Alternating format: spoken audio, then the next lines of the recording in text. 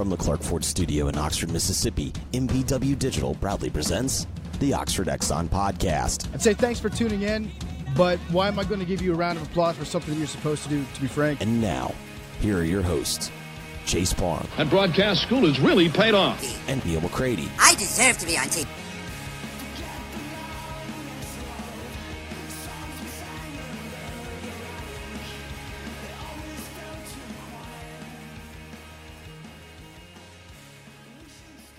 Welcome to this edition of the Oxford Exxon Podcast on this Thursday morning. Jeffrey Wright's going to join us as always on Thursday. He's going to bring a little more to you today as well. So Neal McCready, who's with me, he'll say hello in a second. He talked to Tyler Siskey, the head of the Ole Miss football recruiting operation yesterday, and very lengthy interview on the soft verbal today that will be up by the time you listen to this. You'll be able to hear Tyler answer a lot of subscriber questions, talk about the field, talk about a lot of different stuff as it pertains to Ole Miss recruiting. We're going to bring some of that to you on the show today. We're going to cross-promote a little bit. We're going to give you some snippets, or not snippets, we're going to give you a big conversation of part of that interview today with Tyler and Neal. So you'll be able to catch that here in a little bit, and if you want to hear the rest of it, head on over to the Soft Verbal. You can find that in the Beer Garden iTunes feed. You can find that on the site at rebelgrove.com, Podbean, and a lot of other places that you listen to your podcast. So you'll get Tyler Siskey here in a little bit. You'll get Jeffrey here in a little bit. Coming up on the Oxford Exxon, a show brought to you every single day by the Oxford Exxon, Highway 6 West in Oxford. Go in the blue sky. You're going to get a clean convenience store. You're going to get good gas prices. You're going to get the mobile rewards app, the Speed Pass Plus app. So many different ways to save money. You can get a lunch special that's $4.99 with two sides bread, a 32-ounce drink. Today it would be chicken and dressing if you'd like to stop on and buy for that one. So take advantage of all the different things you can do to refuel yourself and your vehicle there at Clark Ford, Blue Sky in Oxford. And while I'm getting to it, Clark Ford is in Amory, Neal. You cannot refuel in Clark Ford, but you can have something that you probably need to refuel at some point. Yeah, you can get one of those car things. One of those or car a truck. things. Yeah, or a truck even. You can get either one at Clark Ford in Amory. 662-257-1900 is the number. Call the number. Ask for our friend Corey Clark. Tell Corey what Corey sent me a text, and I'm thinking about the text, and it's making me laugh. I'm sorry. Tell Corey what Ford you're looking for, and he'll send you a quote within 15 minutes in business hours. And he just might tell you a computer story as well that he told me last night that was pretty funny. What Corey does is he wants to be a car guy, he wants to be a truck guy, and he'll prove it to you. It's a very simple process. You ask for the quote, he sends it to you. The quote, the very least for you, is a baseline moving forward.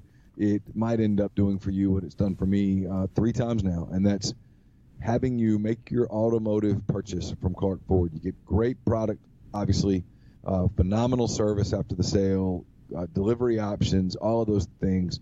Like I said, Corey wants to be a truck guy. He wants to be a car guy. He'll prove it to you. 662-257-1900. At the end of your deal, tell Corey you heard about Clark Ford on the podcast. You'll save $500. So Ole Miss baseball loses to Southern Miss last night, 5-3 in Hattiesburg. Frankly, the Golden Eagles just played a really good game. Ole Miss had won 5 straight in the series. You just lost a baseball game last night. It's really what that is. However, for Ole Miss, it's a little bigger deal just because it is the 8th non-conference loss. It's not hurting you in the RPI. They were a top 40 team on the road, so that's not a big deal. It's just number of losses kind of for Ole Miss. They didn't hit very well. They only had 5 hits last night. Gray Kessinger got 2 of those. He has now reached base in 34 straight games at this point. And Southern Miss hit 3 home runs. They hit a double. Extra base hits win baseball games typically. I know you pay me for analysis. But that's kind of what happened. Zach Phillips didn't walk anybody. He was okay, but every time he left a ball up, Southern Miss seemingly hit it very, very hard, and the Rebels fall to 30-16. They're still 13-8 in the SEC, and they head to Baton Rouge this weekend for 3 games that are of, let's say, much more importance than last night in Pete Taylor Park in Hattiesburg. So that's really the Cliff Notes version. There's not a whole lot else to say. Ole Miss will wake up this morning with an RPI similar to where it was when they went to bed, and you move on. You try to win as many SEC games as possible, and you sure enough go try to beat the Arkansas State Red Wolves in Jonesboro. That one would bite you a little bit. Yeah. Win the league games. Win the league games. Win the league games. Yeah, the non-conference games in vacuums aren't big of a deal, and especially a top 40 team on the road. Okay. Yeah, I've said this for a little while now, and I'm convinced I'm right. And if I'm wrong, cool. Everybody can make fun of me. I think if they go 6-3 in the league, they host. the rest of the way, and if they don't, they don't. I really think it's that elementary. I still think 5-4 gives them a shot. I'm not ruling out 5-4 at 18-12. Yeah, I mean, I'm like I said, if I'm wrong, everybody can go, "Oh, you're an idiot." It's cool. I mean, I've been called worse. Metrically, 5-4, 18-12 is the definition of a host bubble. Yeah. Just, I mean, in another conference, it's probably in. It's all over the bubble right now in the SEC. I'm saying to know you're in and not have to worry about the stuff. Go 6-3. Well, now that's true. Yeah, no doubt about that. That's what I'm saying. I'm not at 5-4. They're not a certainty, and if they didn't get in, the committee would be able to say, "Here's why, and here's why, and here's why." And you might be able to bitch and fuss about it, but be legit.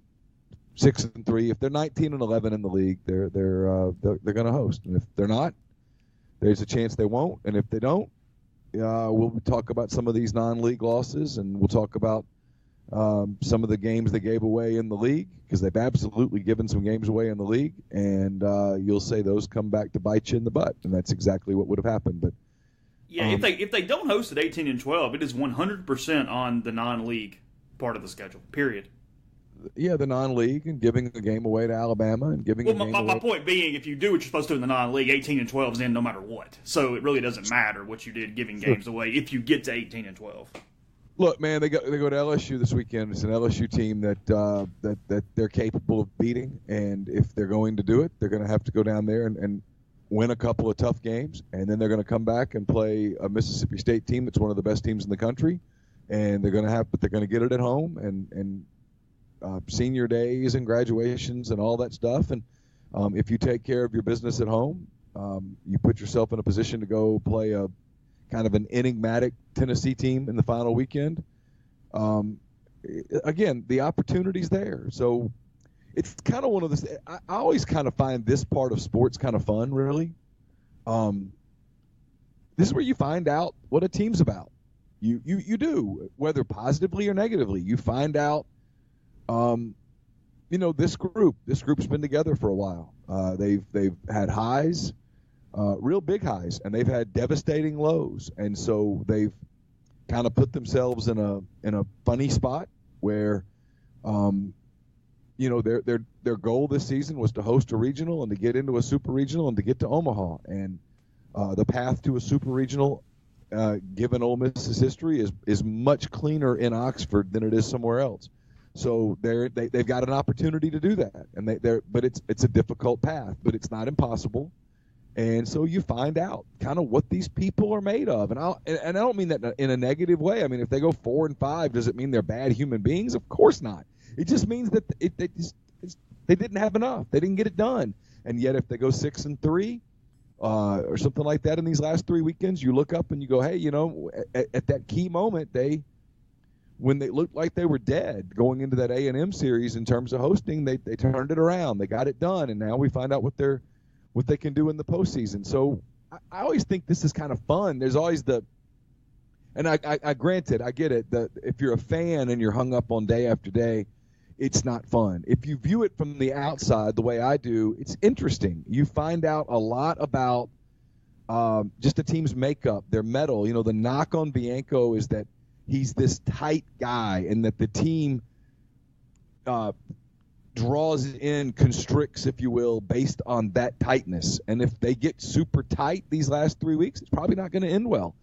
But they have a chance to kind of at least temporarily prove that wrong. And I always find that to be interesting because they're down there today and they just lost last night. They've got to flush it, and you go practice in Baton Rouge, I presume, and you get ready for what will be a huge weekend down there. It's a big weekend for both teams because both teams are kind of in the same boat as it pertains to hosting and kind of finding themselves a little bit. And LSU can't do to Ole Miss some of the things that are typically this team's Achilles heel, yet Ole Miss does not historically play well there.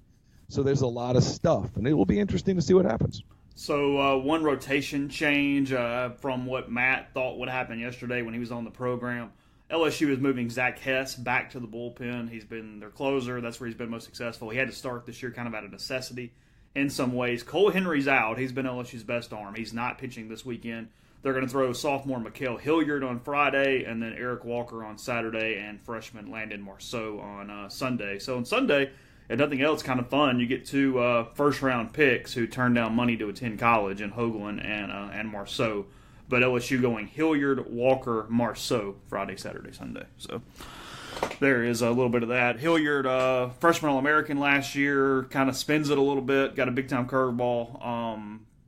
Interesting matchup. Ole Miss faced him last season, but that's interesting. They can't go lefty on Ole Miss, but they can change speeds on Ole Miss, and I think that's probably what they're trying to do as much as anything. Although again, they've got some injuries, so they're having to piece this thing together and just figure it out however they can figure it out.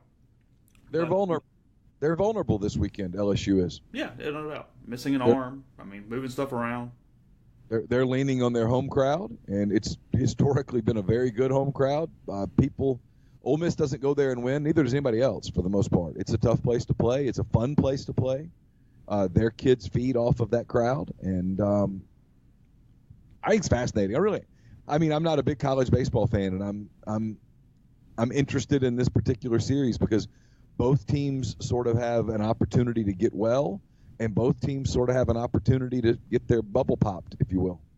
So yesterday, I got a text from a buddy who said that this entire news story could qualify potentially as your crap take of the day today, Neil. It is from the New York Post. It is dated April 23rd, 2019. NYC's sober bar scene is a hip oasis for booze-free fun. It goes with the lead. Sober nightlife is taking off in New York City from posh mocktail bars to buzz-free pop-up parties.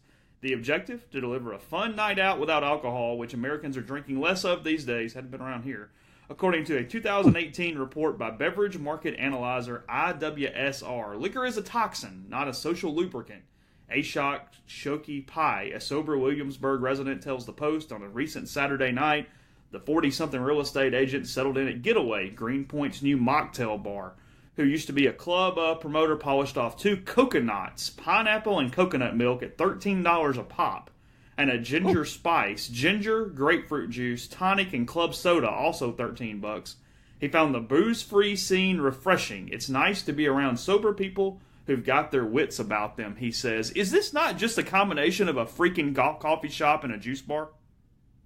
That's all it is. Hey, listen. Is this not just good PR, is all this is? Yeah, first of all, before I make fun of the idiots who are forking over $13 for some coconut milk, let me applaud seriously, let me applaud the people who are absolutely counting the money. Kudos to you, my friends. Capitalism, baby. Here we go. You are capitalist, and I'm wearing a. So you think the people actually running these places are like in on the joke and just counting their money? Not all of them, but somewhere behind it, there's some. You don't think we're freedom fighting? No, somewhere behind this. Well, some of them are for sure, but somewhere behind this, there's a venture capitalist who is sitting back with a glass of Blanton's or something, laughing his ass off at this, going, "Can you believe I'm making an 1,100% profit off coconut milk right now? Can you get over that? This, as Don King would say, only in America, baby." Yeah, it says, have you ever wondered what it could be like if you took all the elements of going out to the bar, waiting in lines, being drunk, spending lots of money, loud noises, dense crowd, social anxiety, being tired, and then they marked through doing coke in the bathroom, wanting to go home, receiving subtle advances from unappealing strangers, receiving non-subtle advances from threatening strangers, and removed only the desirable elements of that experience, quote, being drunk. New York bar owners taking at this. I've got a menu here. We've got lots of different options you can get. Let's find some of my favorites. Actually, let me go to my text conversation because he picked out one that I do want to discuss. Let me find that a second ago. Points out this one. This was my favorite. It's called the Cran Ole Opry. Okay.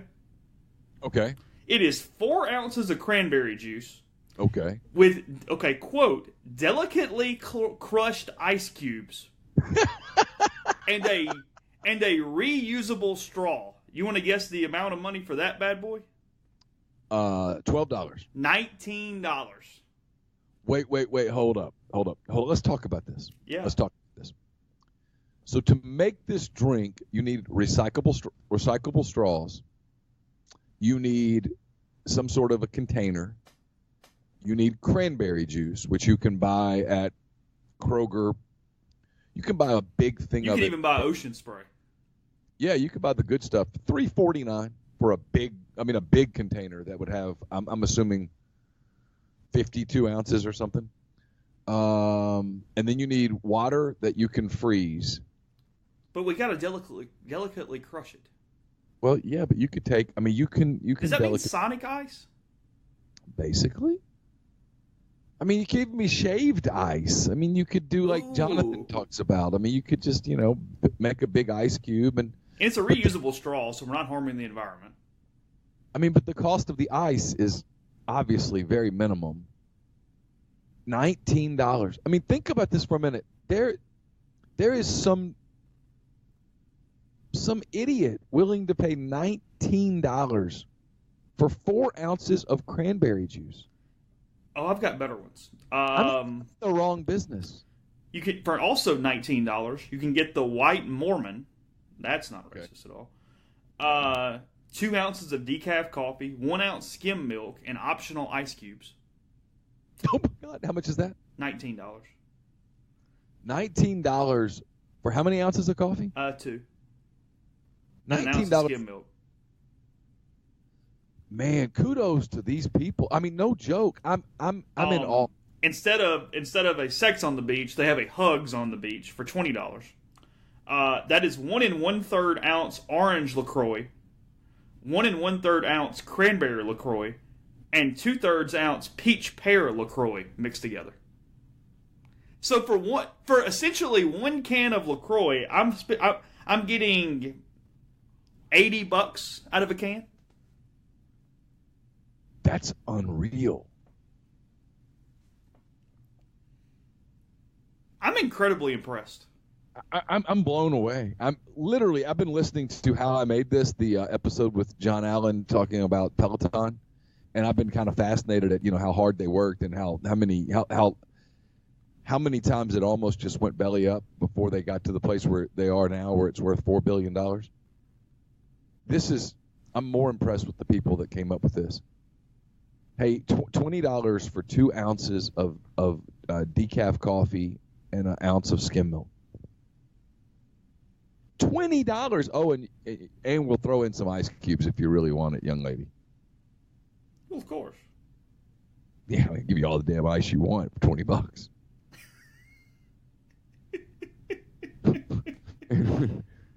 At least the coconut milk's kind of expensive. Yeah, I mean, at least, you got to go to Whole Foods or something to get some of that, I guess. I don't know. I mean, unreal. Yeah, I thought you would enjoy that.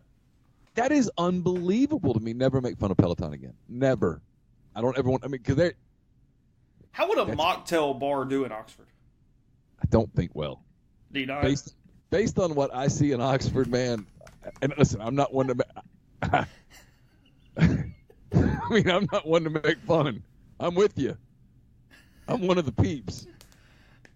But I can't imagine. I mean, we're in the wrong business. All we have to do is throw some mint and some basil and some tonic water in something and basically make a virgin mint julep and charge like $22 for that bad boy. Yeah, just come up with some little creative name. Yeah. Grand Ole Opry. I mean, that was creative. Hugs on the beach. Yeah. Oh, my God. Yeah, no, the fact that if there's one establishment I never want to go into and actually hang with these people, this is it, though. Can you imagine? No, these people, these would be the most insufferable people on the face of the earth. The fact that they named it Hugs on the Beach tells me that the people are making fun of their patrons. There's no question in my mind. Yes. They're counting their money. They're literally sitting back every night going, don't even have to worry about alcohol permits and stuff, too. We're just chilling. You don't really have to hire security. You don't. It's a coffee shop. Yeah, it's a coffee shop where you added in a juice bar. Yeah, it's a juice bar coffee shop. I mean, you take the same thing, you charge 2/3 less, and you name the stupid thing Java Juice or whatever not Java Juice, obviously, because that's a company, but you know what I mean. Yeah, and I mean, what they need to do is get some of those like black bean burgers and come up with like a little tapas, but small ones and charge $28. Tapas. $71 for four black bean burgers. Yeah. 4 black bean sliders. $71. Just put a creative name and a little recyclable toothpick in each one of them. All right, we're going to go to Jeffrey in 1 minute before we do that. Community Mortgage, Oxford, Memphis, Soto County, and Chattanooga. All underwriting and processing is done in Memphis. You're getting local underwriting, understands your market, a leader in condo financing, and the float-down option, so you can lock in the current rate. But if rates go down before you close, you get the lower rate. 662-234-2704 or JLOWE@communitymtg.com. The crap tech of the day is brought to you by Scoopers Pet Waste Removal, LLC. Everyone loves their pets, but no one loves stepping in their pets' souvenirs, if you will, and tracking those souvenirs into your house can be a nightmare. Scoopers can solve it for you. They'll go into your backyard, apartment complex, or condominium and pick up what no one really wants to pick up. For $10 a cleaning, Scoopers will clean up your yard, and they'll do it on your schedule, whether that's weekly, bi-weekly, or a one-time service. No contracts are required. You can cancel at any time. If you have multiple dogs, it's just $2 for each additional dog. So if you own a home, a condo, or an apartment complex in Oxford and you like to deal with a lot less crap, call Scoopers at 662-506-2754 or simply send them an email at scoopers.oxfordpetwaste@gmail.com to get your cleanings scheduled today. Scoopers Pet Waste Removal, they're number one and your pet's number two business. We had a great time celebrating the Blue Delta 5-year anniversary on the square in April. Maybe you missed it, and you're worried you aren't going to be able to get fitted for your pair of Blue Deltas until football season rolls back around. But don't fret. These guys travel the country doing trunk shows. They fit sports teams. They work golf tournaments. They were in New York earlier this week. They were in Chicago, Orlando, and New York last week.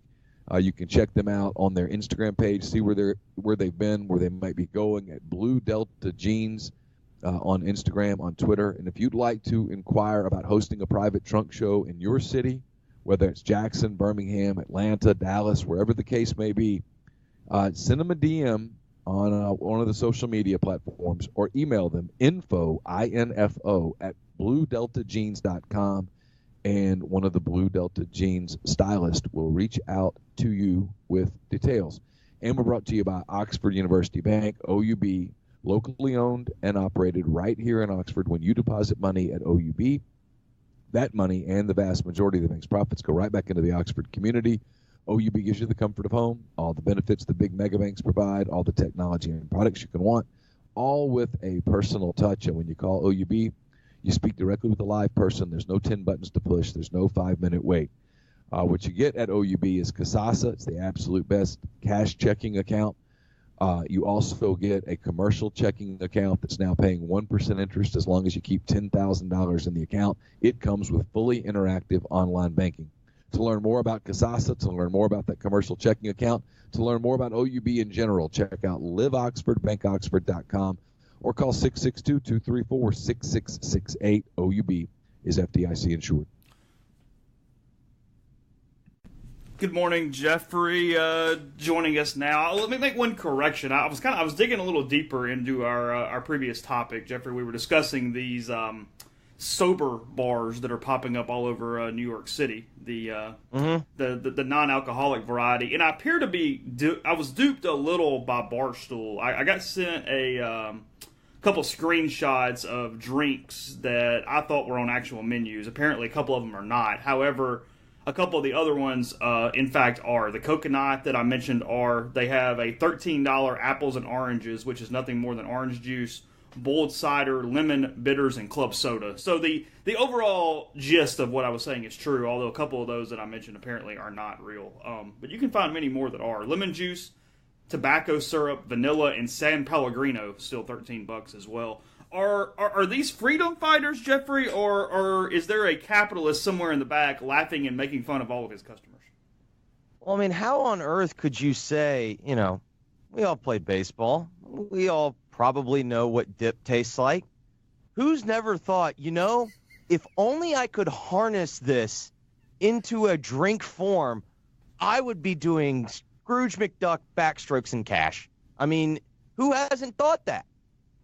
And then you know what? If you add just a twist of lemon, again, I think you're onto an idea.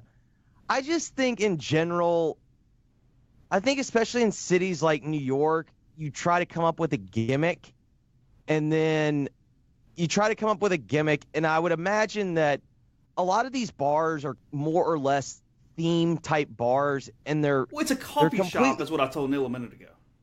like they keep, they're theme type bars, and then they'll change like every 18 months, 2 years, and so I just think this is another one. You know what I mean? Like they're getting a little publicity out of it. I don't think this is some type of entrepreneurial genius.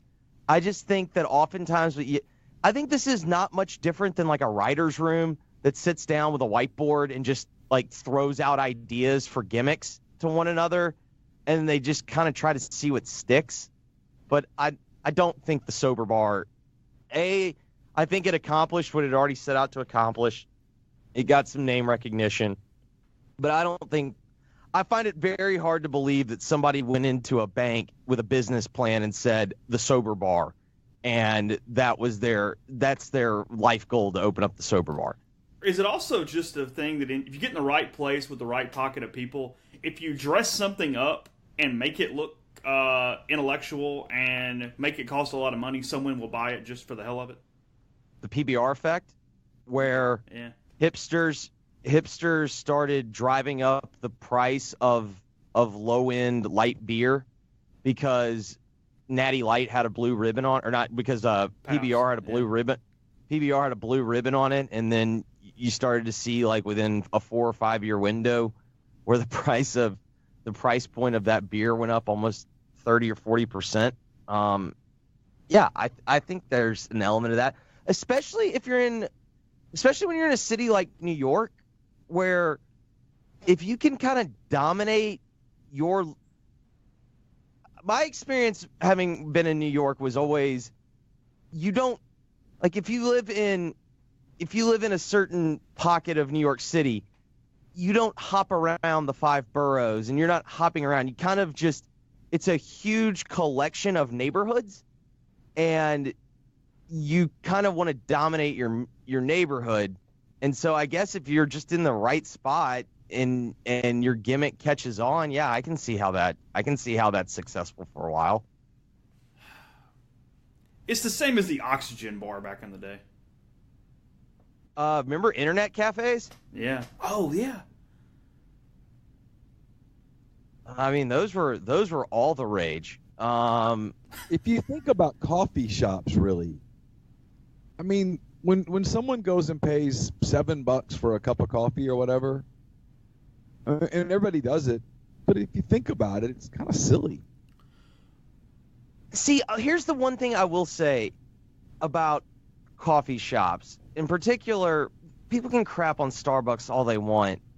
I just know this. We have a here at the office here in Memphis, we have a commercial. We have 2 commercial style coffee makers, and we can do the same process.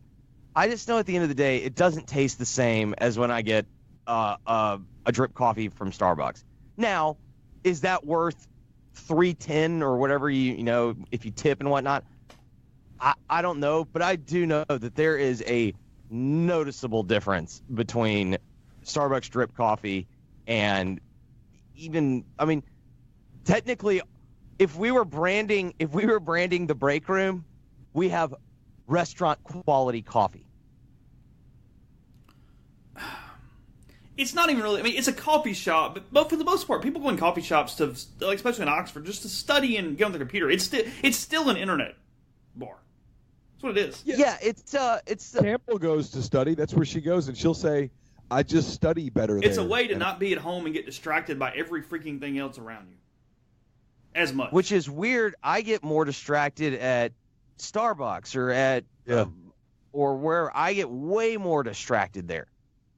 I'm the same way. Someone will come up to me, or I start watching people, or I get just generally distracted, and I don't lock in, and I waste time.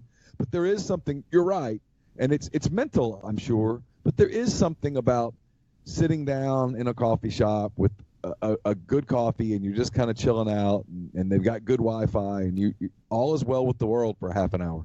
Do you buy a coffee simply to patron and use their time? Even if you don't Is this for me necessarily or want Neil? one, if you're going to either one. I mean, if you're going to sit there and you just need somewhere to use the internet for 25 minutes, do you buy something just because? Yeah, but I also like coffee. Yeah. So If yes, coffee's an option, sure. I do feel like there is an implied obligation that if you're going to be here, you should be a customer. Yeah. Like, I don't walk in there and just go get the pitcher of water and go get a water cup and sit down. You're using a table that another paying customer could potentially use. You're taking up real estate. Correct. Yeah. I mean, if I'm a regular customer at some place, like I go to, High Point, a fairly decent amount. If I'm a regular customer there and I need to run in and use their Wi-Fi for 5 minutes, I don't feel guilty doing that. But I would not feel comfortable going in and sitting down for an hour and camping out. And just drinking their water. And no, I would at the very least go buy a small coffee. By the way, I'm not naive enough to not say that there's not an exception, but yeah, no, if I'm gonna go sit down at the table and whatnot, yeah, I'm gonna buy something. So this Listen bar in Brooklyn, last thing on this topic, they've had a bunch of pop-ups. They are actually trying to crowdfund their first permanent location. This is great. They funded permits and a lease deposit. Now they're trying to get the money to install a draft system for non-alcohol beers. Yeah, I mean that sounds about right. Let's crowdfund that bad boy. Yeah, that sounds about right. We've got this idea. We don't believe in it, so we're not going to put our money down, but we'll spend yours.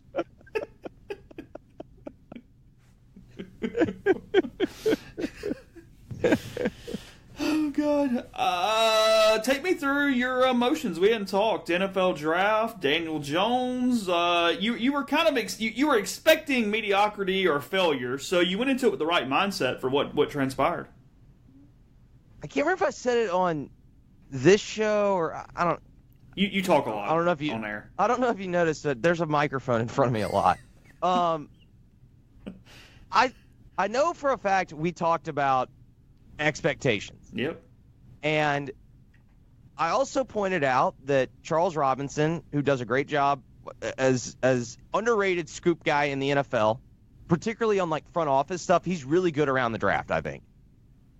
He had a tweet early in the week, it might have even been the weekend before the draft, where he found out that one team had Daniel Jones as the number one quarterback on their draft board, and you could guess who it was.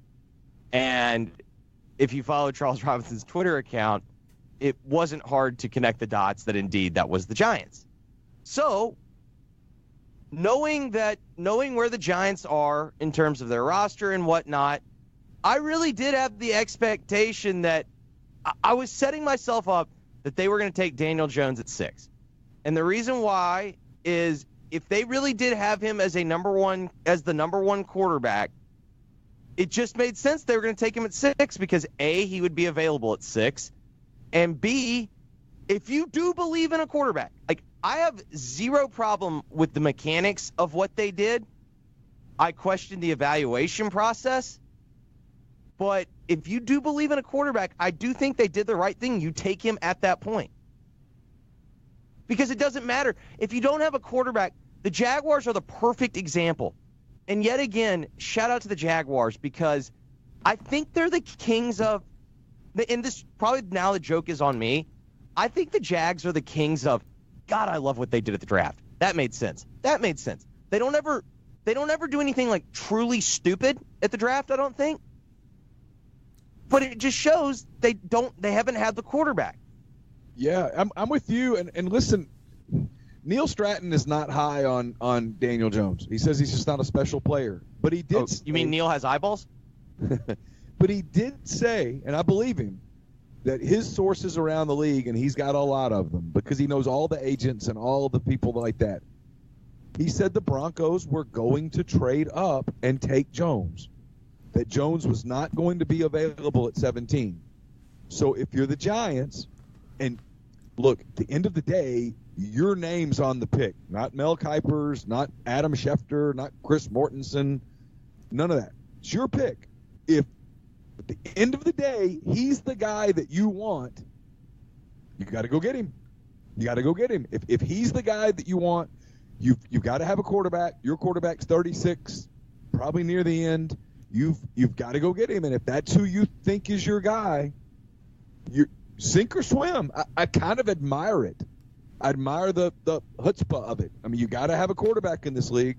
You know, everybody criticized the Bears when they went and got Trubisky. They said they overdrafted, and maybe they did, but they felt like, we got to have a quarterback. We think this is our quarterback. We're going to roll with him. And in a couple of years, if they haven't been to the Super Bowl, you'll say, well, he's, you know, they put too much on Trubisky. And in a couple of years, if Trubisky is quarterbacking the Super Bowl, they'll look back and say, we get the last laugh. There is one thing I can say for certain. I do feel really, really confident that we will never dig up a Daniel Jones tweet that says, I like kissing titties. So at least he's got that going for him. He also has going for him that he lost his last game like 55-7 to Wake Forest.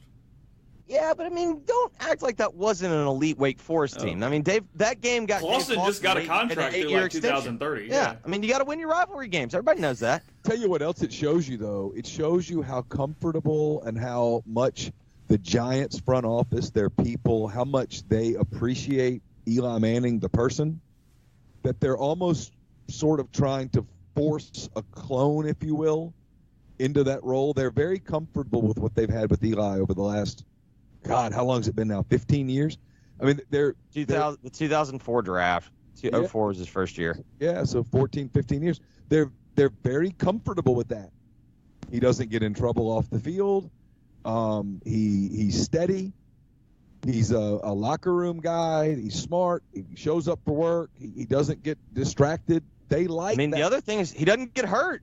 And he's very and he's been durable as hell.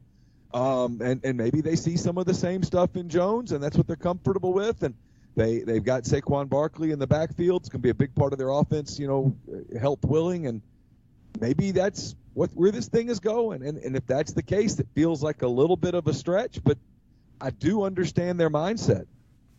I understand their mindset. I just think they got into a situation where I didn't love the quarterback draft at all coming in, and that was the other reason why I thought last year picking Saquon was the wrong pick, because I knew that this next quarterback draft wasn't all that good.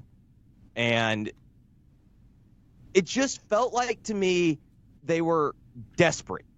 And when you're desperate, you start looking for confirmation bias. Like you start basically what I think is they had decided, they popped in some Daniel Jones film and like, man, look at that. And then he clearly interviews well. He clearly does everything. And then I think on the flip side, I think with Haskins, it started going, we talked about momentum last week with prospects. I think it started going the other way with Dwayne Haskins, where, you know, he played with elite guys. He only started 1 year, and you start like looking for reasons not to take him, and then they started making up reasons to take Daniel Jones, and then lo and behold, here you are. And not every quarterback draft's going to have a guy that ends up panning out. So does this lock in Eli for multiple years? Because, I mean, Gettleman gives the thing about this is a 3-year deal, Aaron Rodgers, all that stuff. What does this kind of mean for 2021? I just find it really hard to believe. When you look at almost all the evidence that we've seen recently, you're not drafting Daniel Jones in the first round and going to sit him. Yeah, the only way that I see Eli being the quarterback past this season is twofold. One, he has a really good season. And two, he says, you know what, I want to be a Giant for life, and I've made it this far, and I'll take a bargain basement deal for the final year to have one more year at the quarterback position. And if you told me he played well, I buy it. If you told me that he takes a discount, I don't. Yeah, one thing I know about the Mannings, they get market value. Yeah. Fit-wise, what'd you like from an Ole Miss perspective to where the kids went? I like Greg at Carolina. I think I like AJ with the Titans. I think overall, best fit, though, is DK. You got the deep ball receiver with arguably one of the best deep ball throwers in the NFL. I think that's a good fit. And then T's and P's to my boy Dawson Knox. Nothing worse than being a pass-catching tight end going into a team with a quarterback that can't throw. But did you get more chances because he just can't throw it down the field, so he just dumps it to you all day? You watch Josh Allen play? Okay, fair enough. Though he's proven he can't throw, he still believes he can. Buy or sell. Go ahead. And that's why if you're the Giants or the Broncos or whatever, and there's a quarterback out there that you think maybe has a chance, you got to go get him, because if you don't have a quarterback in that league, you've got no chance. Yeah, it's also kind of why now Calkins talked me into this idea the other day, and I think he was kidding at first, and then he started to fall in love with it because it's the perfect franchise. I'm rooting for Kyler Murray to suck so that way the Cardinals will have the number 1 pick again, and then they can take Tua next year. Three quarterbacks in 3 drafts consecutively. God. And the question would be, if Kyler Murray's bad, does Cliff Kingsbury get a second season? No. Oh, he gets a second season? No. I agree completely. I mean, you talk about Wilkins didn't get a second season, or Wilkin, whatever. I forget. And Rosen was not awful. I mean, I'm telling you, this is fascinating to me. It's their roster is still really bad. It is the Gettleman Giants Daniel Jones thing on steroids. Buy or sell Rosen in Miami? Buying. Okay. He goes from the worst offensive line in the NFL to, we talked about it, one of the more underrated offensive lines that added to it. And I think they added smartly to it. And in general, like, I think the guy can play. I do too. And I think Miami gets the benefit of a guy who he knows what went wrong. Miami gets the benefit of, hey, we sort of understand how this guy ticks a little bit now. They can handle him differently. Yeah, I'm buying Rosen. Last thing, Jeffrey, was Rory worth 60% of my fantasy budget this week at Quahala? Ooh, 60%. The problem with saying is he worth 60% is, did everyone else in your league say he was worth 60%? I don't know. I haven't looked yet. I'm scared to look. Because you kind of have to protect yourself with insurance, if so. Correct, because every metric suggests, yes, Rory at Quail Hollow is the safe best bet. But if everyone else is doing it, the odds that the favorite comes through in golf is historically a wildly terrible investment. It's why the guy was idiotic that bet on Tiger. Yes, and it turned out that guy was also a felon, so go figure. We've got to stop judging. We really do. I'm looking through it real quick. Only 3 people took him. 4 people took him. However, in my opinion, the best 3 players in the league took him. So there you go. That's what you always want to be in. 4 of 12 took him, but the best 3 players took him. It's the Bill Belichick mantra. Would he do it? If the other guys that are good are doing it, then feel rest assured. Okay. Fair enough. Enjoy your day in front of a mic, Jeff. Can't wait. Thanks to Jeffrey for giving us that time on this Thursday morning. The podcast brought to you also by Mastercuts Lawn and Landscape. By now you know that Mastercuts provides premium lawn care throughout northern Mississippi, and you can still definitely get that. But they offer a lot more too. Mastercuts will build your custom playgrounds, retaining walls, pool decks, any outdoor living spaces with paver patios, forestry mulching, and much more. The path to your dream backyard, easier than you think. I see my flowers starting to bloom outside my office window right now that they put in not too long ago. So mastercuts.com, you get a free quote at gomastercuts.com or 662-607-7773. The podcast is also brought to you by Grenada Nissan. If you're in the market for a Nissan vehicle, Grenada Nissan just might be the place for you. In fact, I think it is. Go by Grenada Nissan. They have a complete selection of new and previously owned Nissan vehicles. It's just off Interstate 55 in Grenada. Great lease deals there as well. Go in, test drive one, talk to Gene and Sandy. Let them know that you heard about Grenada Nissan on the podcast. You heard about Grenada Nissan at rebelgrove.com. And you'll get Rebel savings on top of the already great deals at Grenada Nissan. It's GrenadaNissanUSA.com. We're also brought to you by Harry Alexander. Harry is an Oxford-based RE/MAX Legacy Realty agent.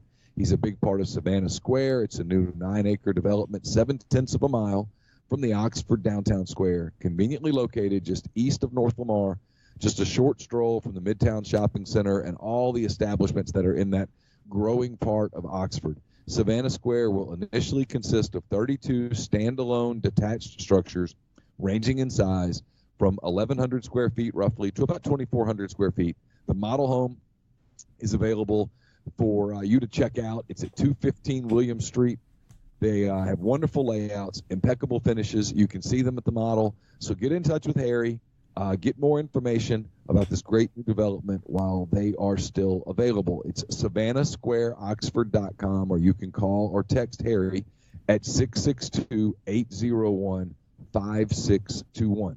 And we're brought to you by John Edwards of Regency Travel Incorporated in Memphis. John is a part of Virtuoso. It's a worldwide network of travel partners that allows him to supply his clients with added values and unique benefits that are simply not available to other travelers. What you do is you get in touch with John. You tell him kind of what you're thinking about. Give him some parameters. Give him some ideas. Give him a budget. And what he'll do is he'll take the work out of it for you. You can go to one of those places and get you a $19 cocktail, mocktail, get you some cranberry soda, get some fancy lime, fancy ice, and just chill and let or you can just pour that for yourself for about 60 cents and let John come up with some options. He'll come up with options that you will not find on your own, and no, you don't have to live in or near Memphis to take advantage of his services. 901-494-3387 or jedwards@regencytravel.net. First-time clients can save $50 off their first booked trip just by telling John you heard about Regency Travel on the podcast. So we're going to jump in now. We're going to go to Tyler Siskey again, as I mentioned at the top of the show. You can hear the full Tyler Siskey interview on the Soft Verbal presented by Dead Soxy. That is up on the site as well. And what you do is you listen to it here, and then if you want the mailbag portion of the show, the part where he answers questions from subscribers at rebelgrove.com, skip ahead to about 26 minutes. Somewhere around that 26-minute mark is where you can, maybe 28 minutes actually, now that I think about it, because there's an opening there. 28 minutes, you can jump ahead. You can hear the rest of the interview with Tyler Siskey. We wanted to bring you the beginning here as well. We wanted to get it to the most people possible. So let's jump back into that. Let's talk to Tyler Siskey now on the Patterson-Earhart hotline. Tyler, welcome into the Soft Verbal podcast. Appreciate you spending some time here this morning. Thanks a lot. Yeah, appreciate you guys. All right, let's start here. I know you for those who don't know, Tyler is not allowed by NCAA rule to talk specifically about any prospect who's out there who's not yet signed. He can talk about the guys that have been signed who are already on campus and the guys who have been signed who will be on campus here in about a month or so.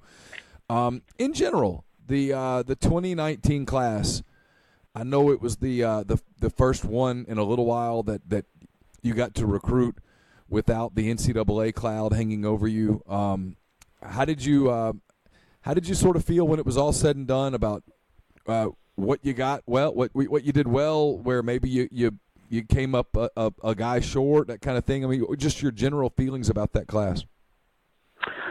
Yeah, first of all, top to bottom, I was very pleased. I think we, number one goal going into it was to try to get us back to the 85 and then try to get us balanced out position-wise with scholarships. I think it's been said before, when the sanctions, prior to me getting here, when the sanctions were going through, a lot of the positions that suffered a little bit were the positions that we were good at, receiver, offensive line, those things. And then we kind of oversigned at some positions that we were not that good at. So getting that back to balance, normal classes don't like to sign that many offensive linemen or that many receivers in one class. But I was happy the fact we kind of got it back to the 85 and then got the numbers back to where, they belong per position, trying to build this thing for the long run because, it's very well documented the damage that we took from the sanctions. So that was step one. And then obviously going into this class now, getting the years right, the right freshman, sophomore, junior, senior balance in those classes to, build this thing for the long haul. We didn't get to see a lot of the spring. Obviously, that's the trend nationally. And when you're a new offensive coordinator, a new defensive coordinator, as I said, I get it.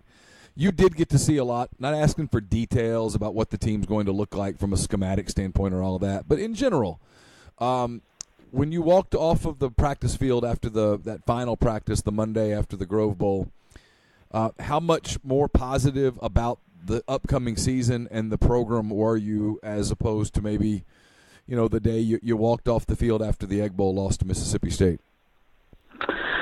Yeah, what I was, I guess in general, I think we'll be a better team. I think we got the chemistry is really good. The toughness is really good. I think we're going to be deeper, and we may not have a first round pick or whatever, I guess second round pick in this case, but these superstars that people would kind of go to. But I think we're going to be deeper. We'll have more quality players game ready, just for the sheer numbers standpoint. And I think we're a better football team. And I think I thought especially on the defensive side of the ball, improvement was drastic. Offensively, running the football, I was very pleased with, and then really pleased with our younger quarterbacks. And then, also the development of Matt. I think he's going to be a superstar. He's got it. Whatever it is, he has it. Really, really impressed with him, and then our offensive line, how they've come along in a short period of time. So I'm very encouraged going into. I kind of like the way our schedule sets up, and I'm very encouraged moving forward. The NFL draft just wrapped up. You guys had, as you know, a big second round. Dawson Knox went in the third. Had a couple of guys go in the seventh round. I know a number of guys signed free agent contracts. How much having that presence on Friday night how much can you use that to help the program as it goes forward in recruiting? Oh, you can use it a lot. I mean, it's a big deal. You say, hey, we can put, I don't know, was it 6, 7 guys, where it was 5, 6, I don't know what it was, that actually got drafted. But it establishes you as a program that can put players into the NFL. And we've done that for a while here. There were a couple of years that was better than others, but you want to get and build the program to where that's the norm, not the exception. And I think that's kind of the next step is, and unfortunately that takes time going through, before this class we just recruited. I mean, we're talking 3 to 4 years down the road before that happens, but you want to get to a point to where that's a norm, not an exception. And you start building your brand, and that's something I'm sure we'll talk about later on. But I think that's something that's very important in recruiting. It's about building your brand, in recruiting, and that's one thing and one tool that unlike any other, that can help you build your brand in recruiting. Fans get really hung up, and understandably. And look, I'm not going to be a hypocrite here. I mean, I work for a network, Rivals, that. They use rankings as a marketing tool. Makes sense. We're not alone. Other people do it. ESPN does it. 24/7 does it. Everybody loves lists. That's proven. Everybody loves rankings. That's proven. People love to debate about rankings. You can sell rankings, etc.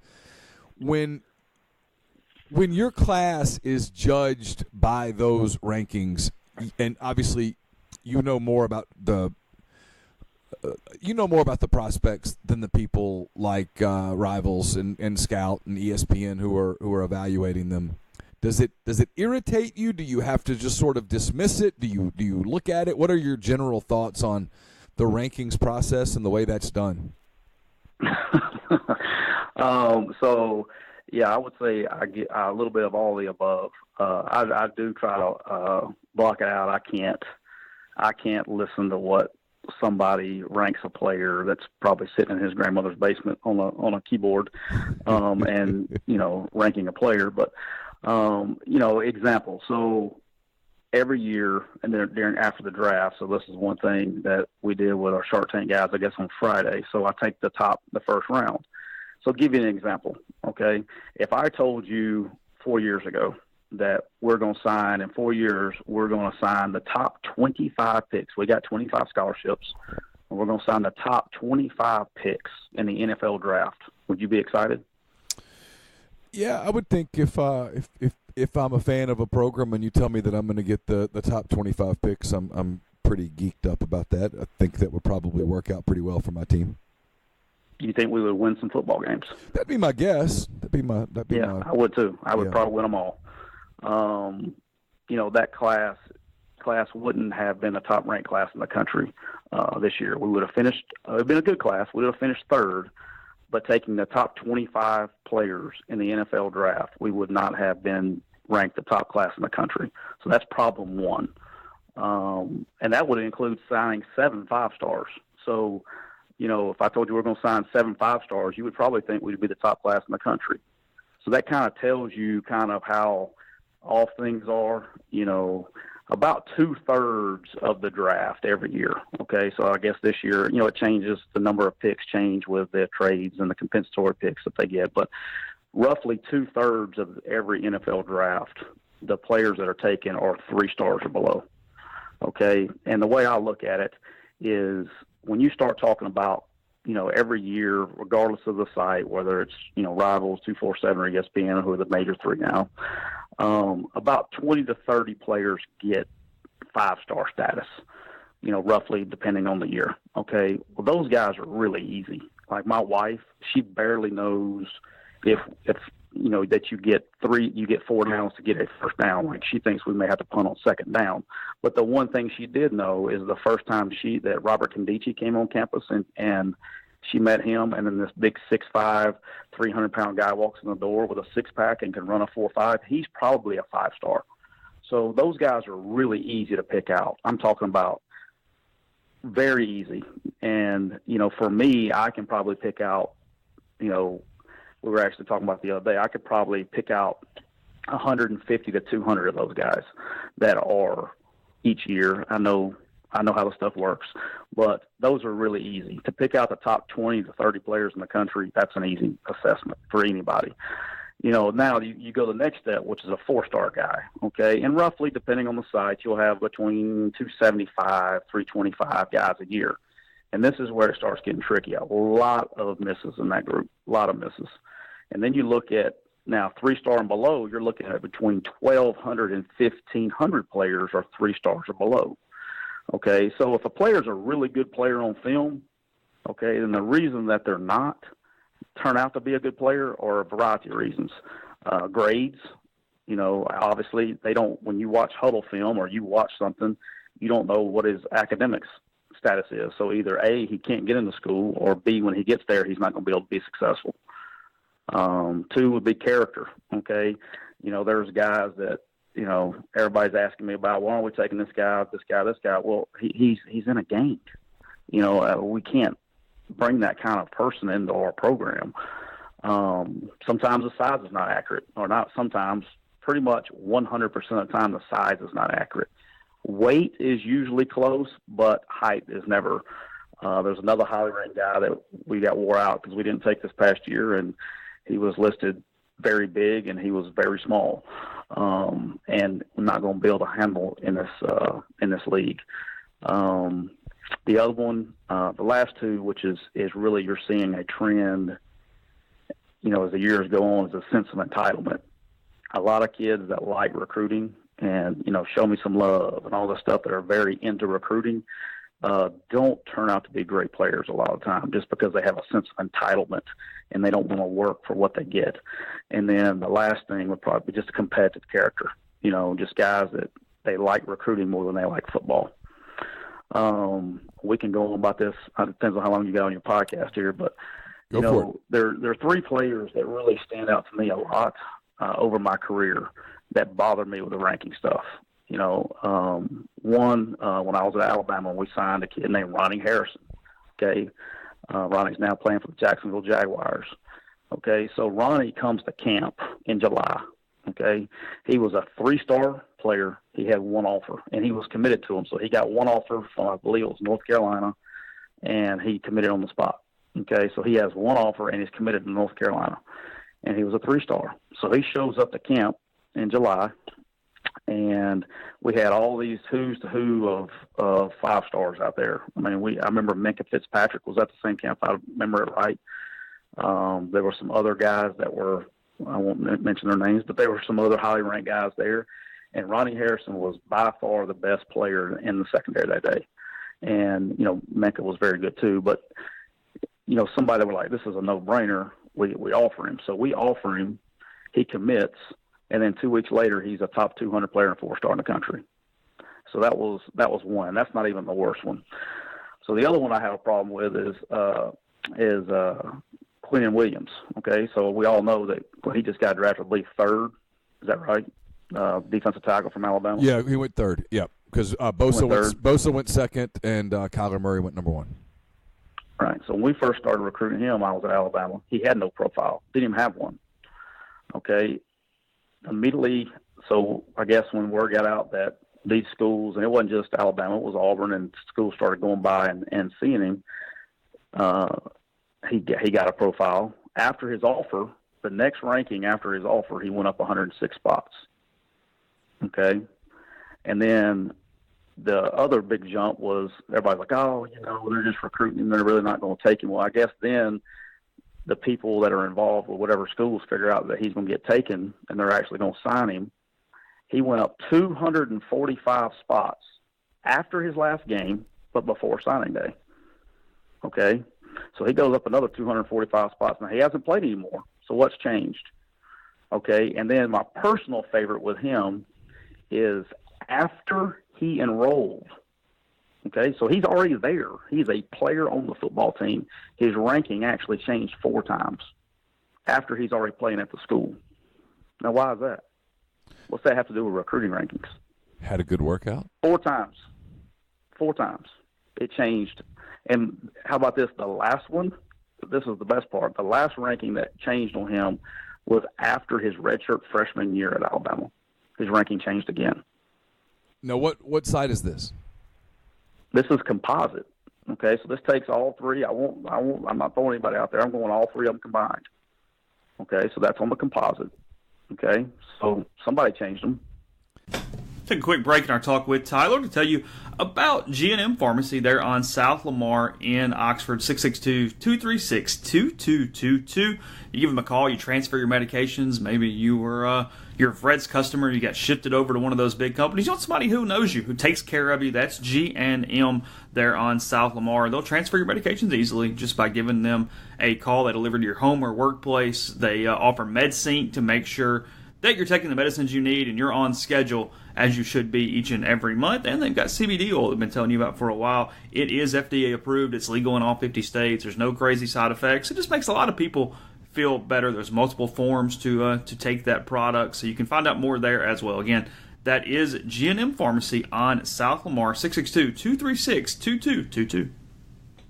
Tyler Siskey, Jeffrey Wright, and all other guests join us on the Patterson and Earhart hotline. Patterson and Earhart, attorneys at law, specialize in personal injury law and real estate law, but they have a general practice that can handle any of your legal needs.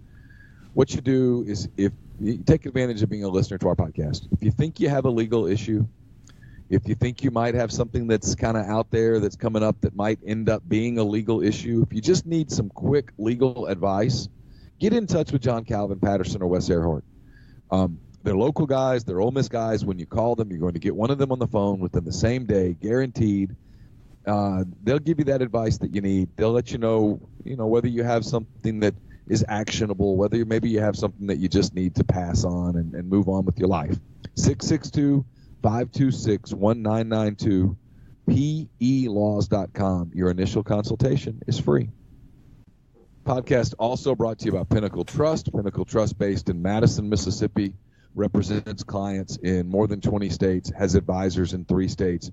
what Pinnacle Trust does is they provide detailed, specialized investment management, financial planning, retirement planning for individuals and businesses, and so much more.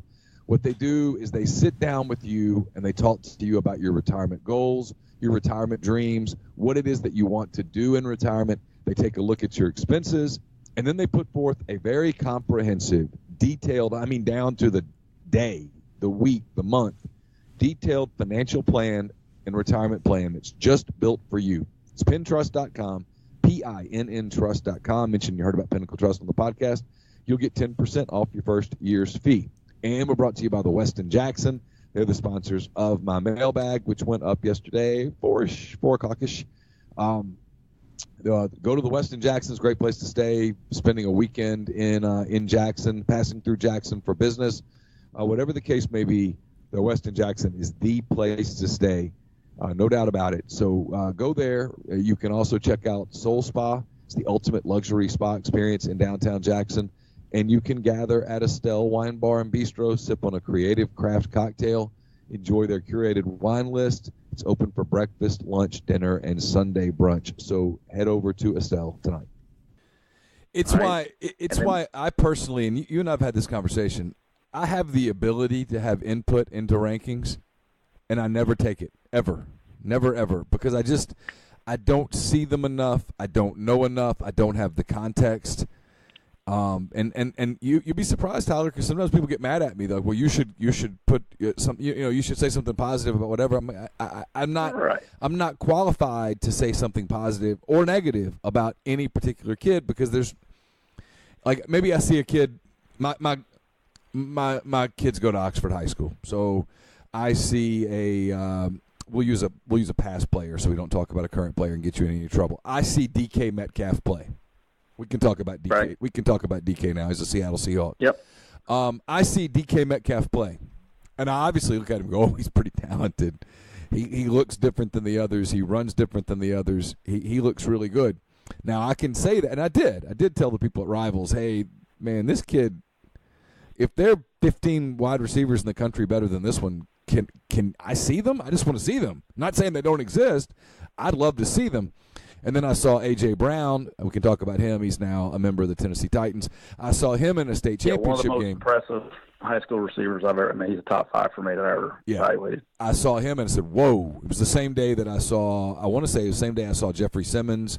Maybe I saw Simmons a year later. Yeah. I don't remember. That was a good one. Yeah, really good players. And my point is that I could talk about guys like that, but even then I could say I know enough about football to know those are special players. But I don't know enough about the kid that's in Ohio, or the kid that's in Washington State, or the kid that's in San Diego, or the kid that's in Houston, or whatnot. Fill in the whatever town you want to use. To be able to say, well, I know at this point where DK Metcalf and A.J. Brown stack up against the kid from Charlotte and the kid from Wilmington, Delaware, and the kid from Delray. There's no way I could possibly do that. So that's where I never really get involved in the process, because I don't know enough. Right, and then you mentioned Ohio. So our current signing. So like this was the one that happened in this class, which was really funny to me. So I could always tell. Like I'd have going around town and people texting me and calling me. I can always tell what site they follow. So this year I figured everything out this year because of Nick Broker. So Nick Broker was ranked on one site. So we have, of course we have 247 people that follow 247, and then you have some fans that follow Rival stuff. And on 247, he was one of the top recruits. He was a nationally recruited player on 247, 4 stars, and yada, yada, yada. Well, on Rivals, he was I think he was ranked one of our lowest recruits, if not the lowest ranked recruit we have. So I don't think he counted even toward the rankings. Does that make sense? So on one site that he's ranked, well, we can't lose him. Good job, great job. And some other people are like, I can't believe we took this guy. And it's the same player.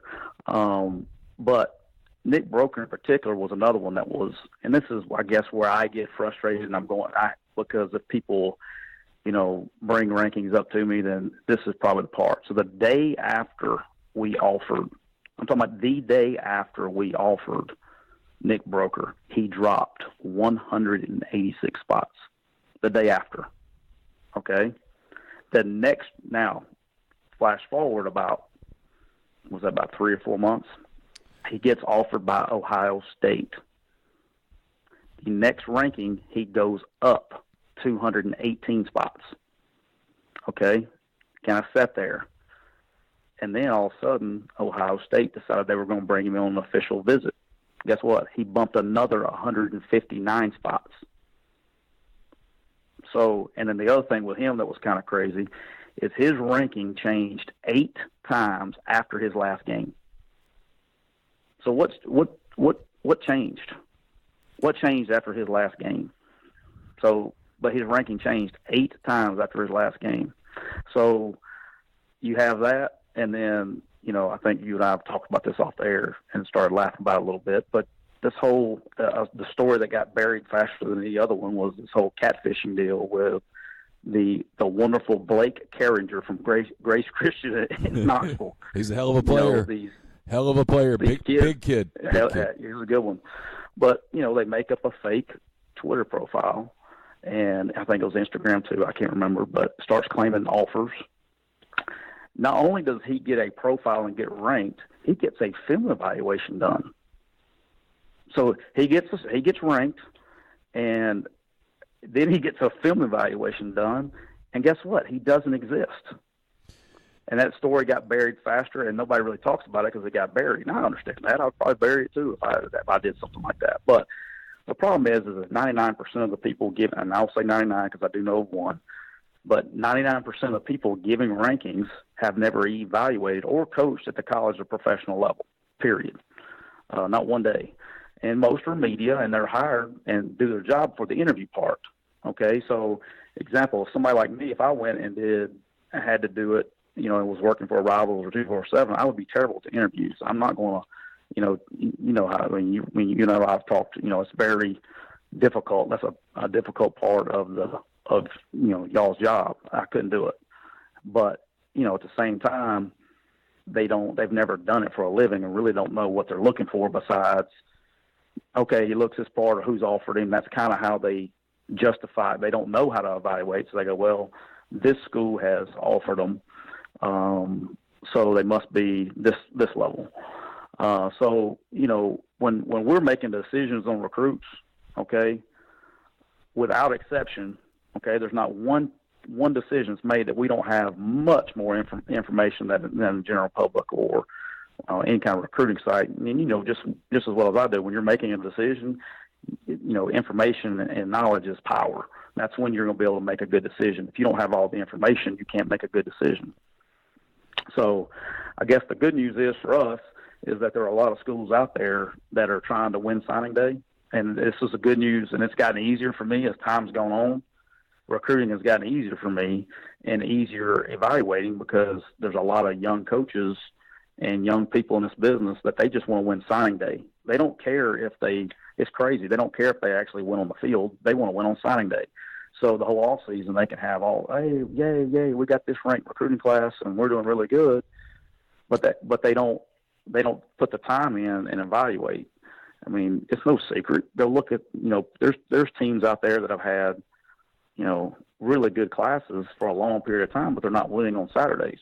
Oh, there's an Ole Miss staff, not yours, and it's not Hugh Freeze's, it's the one before that they got hung up on rankings a lot. They would offer kids and get excited about kids because he was a 4-star.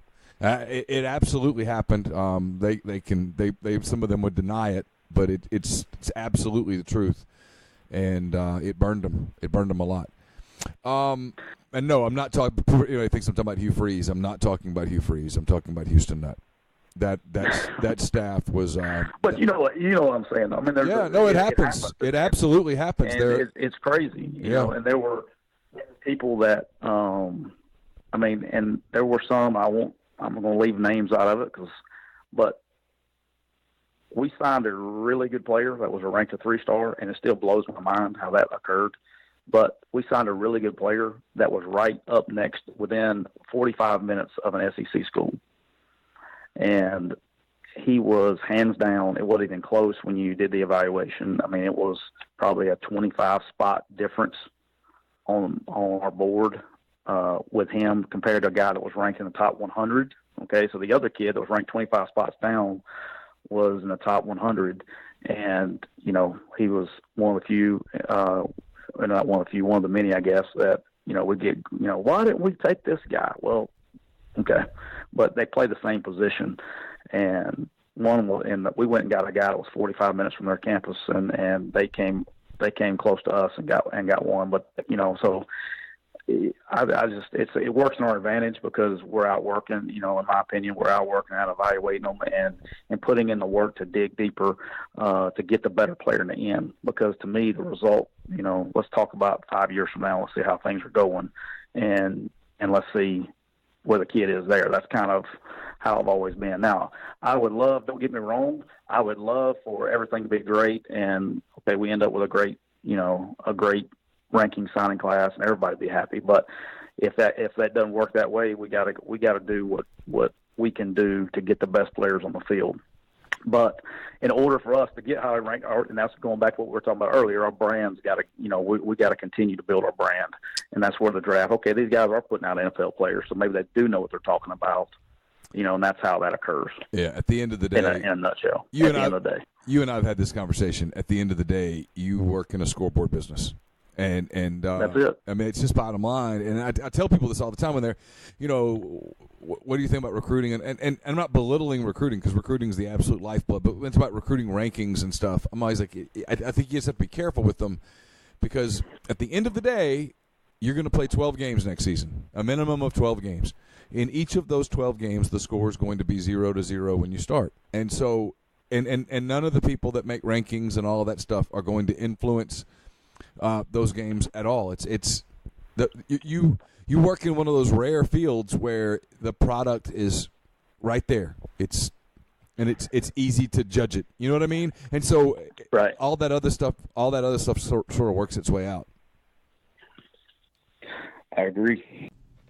Thanks to Jeffrey and Tyler for giving us tons of time on this Thursday morning. You can find out much more at rebelgrove.com. We've got some different content up there, some thoughts from that baseball loss to Southern Miss last night. Southern Miss again heading to Baton Rouge. That series starts Friday. It is Saturday, and then Sunday a late one. I think 3 o'clock, 2:30, something like that, on a start time on Sunday. So a little later that afternoon. But either way, plenty going on at rebelgrove.com. We've got some recruiting up as well, and still waiting on certain things in basketball to shake out over the next days and weeks as well. So again, thanks to those guys, and we'll talk to you again tomorrow.